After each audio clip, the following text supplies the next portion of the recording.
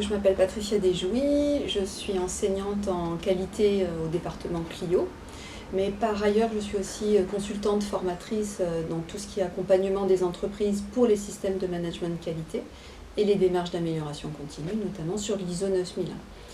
J'ai le rôle de chargée de mission qualité auprès du directeur de l'IUT et j'ai donc la chance d'encadrer à ce jour une stagiaire dans nos murs de l'IUT pour aider sur la démarche qualité.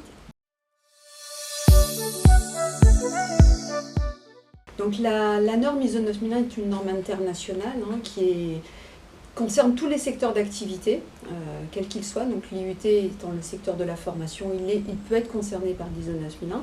C'est une norme de système de management de qualité qui va apporter de la cohérence pour atteindre un objectif, une harmonisation des pratiques, la qualité du produit final ou du service final que nous allons livrer. Donc, en l'occurrence pour l'IUT, ça va être la formation, l'offre de formation qui va être de qualité, mais surtout une satisfaction de ces parties prenantes et l'amélioration continue des pratiques en interne au sein des équipes de l'IUT. Donc moi j'ai vraiment le rôle de chargée de mission qualité, mais je ne suis pas la qualité en soi dans tout l'IUT. La qualité c'est toutes les équipes, c'est la direction, ça va être tout le monde au quotidien pour faire en sorte que l'offre de formation soit en adéquation avec les besoins des usagers notamment. Donc moi j'ai plus un rôle de facilitatrice, on va dire, de pilotage de la démarche pour faire en sorte qu'on arrive au bout de cette démarche, faire en sorte qu'on obtienne le Graal à terme, cette certification ISO 9001, qui serait vraiment une reconnaissance forte pour l'Institut. Voilà, donc c'est vraiment dans ce cadre-là de faciliter la démarche et de piloter la démarche. Mais sinon la qualité, c'est tout le monde au quotidien.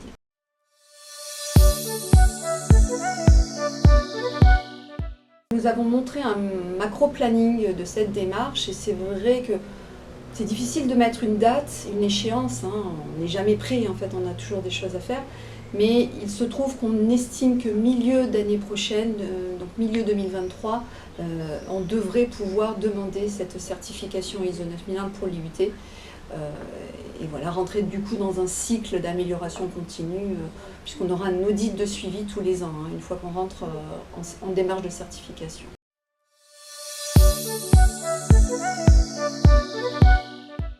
Alors, l'ISO 9001 en soi va être une démarche récurrente, en fait, d'amélioration continue. Donc tous les ans, on aura un audit de suivi de la part des organismes de certification pour s'assurer qu'on ne lâche pas les efforts et qu'on continue à s'améliorer.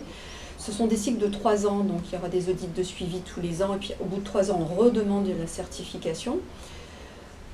On peut ne pas rester que sur l'ISO 9001, si après l'IUT veut tendre vers des normes comme des normes environnementales par exemple. Il y a la norme ISO 14001 qui est le pendant de l'ISO 9001 sur l'environnement. On pourrait faire un système de management intégré et intégrer l'aspect environnemental au même titre que l'aspect qualité pour faire un combiné de certification. Donc ça peut se faire.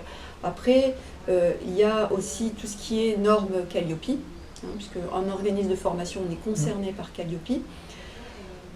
C'est sûr que Calliope peut s'inscrire dans de l'ISO 9001 et en répondant aux exigences de l'ISO 9001 et celles de Calliope, voilà, on couvre tout un pan de la formation, de l'offre de formation, qui aujourd'hui, ces deux référentiels-là sont une reconnaissance des parties prenantes sur le marché de la formation, continue ou initiale.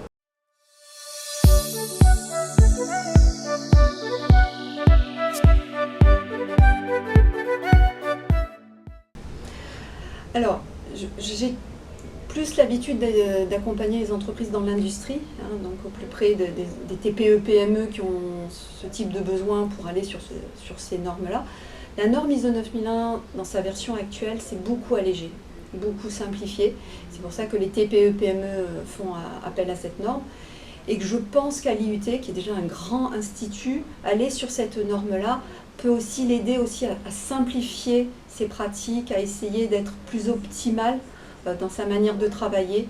Donc loin de moi de vouloir faire de l'usine à gaz, mais dans cette démarche-là, on ne veut pas apporter trop de rigueur non plus et de rigidité, mais plus pour simplifier les pratiques. Et la norme actuelle est très adaptée à ce type de pratiques allégées, simplifiées, efficientes et efficaces.